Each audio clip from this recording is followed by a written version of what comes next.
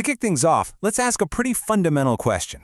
Have you ever actually stopped to think about the invisible, highly engineered physical machine that makes all your streaming video and remote work possible? We interact with this thing every single day, right? Yet we rarely pause to consider the sheer, mind-boggling scale of the engineering, making it all happen right behind our screens. So let's dive right into this explainer. Today we're focusing specifically on part 12 of a massive 15-part tutorial titled Modern Telecommunications: An Overview for the IT Professional. This comes to us from the folks at Virtualization Options LLC, which is a Colorado-based technology research and advisory group. In this specific chapter, Chapter 12, they map out the entire evolutionary arc of telecommunications tech. Literally everything from the physical copper cables buried in the ground to the cloud-hosted software running the whole shebang today. Okay, here's our agenda for today. We've got 1. The analog foundations. 2. Digital and IP revolution. 3. The mobile era. 4. Managing complex networks. And finally, 5. The AI and 6G future. Let's jump straight into Section 1, the analog foundations. The source breaks down modern infrastructure into this really simple 3-layer hierarchy just to help us visualize it. At the very bottom, you've got the physical layer. This is the actual cables, the antennas, the amplifiers, the stuff that moves raw signals. Sitting right on top of that is the logical layer, which handles all the protocols, the IP addresses, and the switching tech that actually gives structure to the data. And then finally, at the very top, you have the application layer. That's where user-facing services, your voice calls, your video streams, your web browsing, where all of that actually lives. Now, early engineers had to solve a really critical bottleneck, and they did it using a brilliant concept called multiplexing. Think about it. How in the world do you share one single physical cable among thousands of users? Well, they created frequency division multiplexing, or FDM, which dynamically shares limited physical pathways by giving each channel a unique frequency band. It's exactly like different radio stations sharing the airwaves. Then came time division multiplexing, allocating repeating time slots. And finally, modern networks use statistical multiplexing, which basically just allocates bandwidth on demand based on bursty internet traffic. It's all about maximizing the limited physical space we actually have. So the really crucial point here is comparing the old with the new. The legacy public switch telephone network operated on what we call circuit switching. When you made a call, a dedicated end-to-end physical path was established and held exclusively for you. It guaranteed great audio, sure, but it was profoundly wasteful because that circuit stayed wide open even when no one was speaking. Compare that to the modern internet's packet switch network. This breaks data down into packets and sends it dynamically based on demand. It is infinitely more efficient. All right, moving on to Section 2, the digital and IP revolution. The entire digital revolution really kicked off with a single foundational mathematical formula. By sampling the human voice at exactly 8,000 times a second and then quantizing each of those samples to 8 bits, engineers established this magic number, the foundational unit of capacity, the 64,000 bits per second, or a 64 kbps, channel. That highly specific data rate is literally the bedrock upon which all subsequent digital telephony was built all across the globe.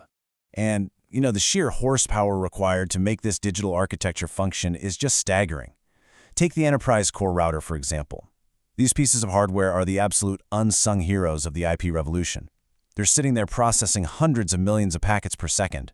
They're maintaining routing tables with hundreds of thousands of IP prefixes and separating broadcast domains just to hold this massive, interconnected digital puzzle together. To organize all this new complexity, the Open Systems Interconnection, or OSI model, was standardized way back in 1984. It conceptually separates all that chaos into nice, clean layers. Layer 1 handles the raw physical bits on a cable.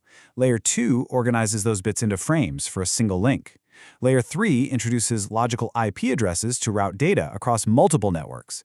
And Layer 4 ensures reliable delivery between applications using protocols like TCP. It's an absolutely indispensable framework for IT pros when they're troubleshooting complex issues. But as the network exploded, we ran into a massive math problem. The original IPv4 standard only allowed for about 4.3 billion unique IP addresses. And with the rise of smartphones and smart devices, that became a massive bottleneck pretty quickly. This forced the necessary leap to IPv6. And just look at the scale of that upgrade. IPv6 gives us a mathematically staggering 340 undecillion addresses. I mean, wow, that totally eliminates address scarcity for the foreseeable future, fully supporting the explosion of mobile and IoT devices. Which brings us to Section 3, the mobile era. The modern workstation represents the ultimate result of Voice over IP, or VoIP, and this was a hugely disruptive shift in the industry. It took our traditional phone calls completely away from dedicated legacy hardware and moved them onto the exact same packet-switched IP network used for your desktop data. Your voice literally just became another application running over the data network. And then that packet-switched revolution went wireless. Mobile networks initially scaled by dividing coverage into small cells to cleverly reuse limited radio spectrum. But the real game changer was 4G LTE, which replaced legacy circuit switching entirely with an all-IP architecture. And today we're looking at 5G New Radio, which leverages tech like massive MIMO that's using arrays of dozens or even hundreds of antennas to track and serve multiple users simultaneously with just incredible precision and speed. Next up, Section 4, Managing Complex Networks. Today, we are witnessing this profound intersection of telecommunications and cloud computing. Modern networks aren't just physical cables and hardware switches anymore. They are now composed of thousands of virtualized software functions running on commercial off-the-shelf servers. This means managing a network today requires really complex, cloud-native data center orchestration. The network itself has essentially become a massive, distributed software application. So there's been a crucial shift in operational mindset over the years. In the past, engineers used legacy element management systems to manually check individual physical hardware elements, like making sure a specific router was actually turned on. Today, the focus has completely shifted to the service management layer. It's no longer just about whether the hardware is functioning, it's about holistically managing the real-time quality of the end-to-end customer experience across all those complex mixed technologies. And finally, Section 5, the AI and 6G future. Because these networks have grown completely beyond human capacity to manage directly, the industry is turning to network digital twins. Borrowed from manufacturing and aerospace engineering, a digital twin is basically a federated virtual mirror of the physical network.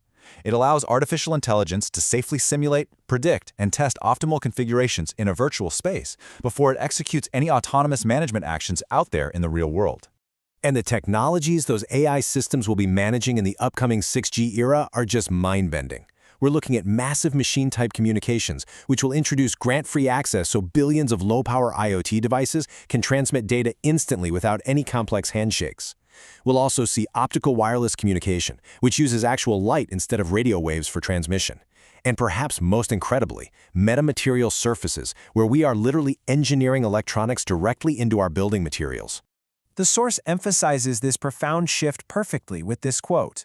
With the advent of smart metamaterial surfaces, we are moving away from having distinct boxes that support communications. Instead, our physical environment itself, the walls, the windows, the very structures around us will actively route, reflect, and manipulate network signals. The infrastructure absolutely is the communication system.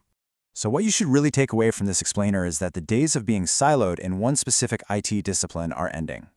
Future-proofing your career requires a true systems-level comprehension. You need to understand how everything, from the fundamental physics of radio waves and optical light, all the way up to cloud AI and data center orchestration, interacts across the entire technology stack. You have to think in systems and you have to adapt continuously. We'll leave you with this final provocative thought.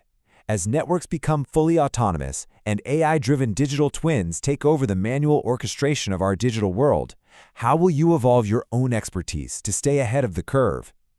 Will you be ready to manage a network where the walls themselves are transmitting data? Thank you so much for learning with us today.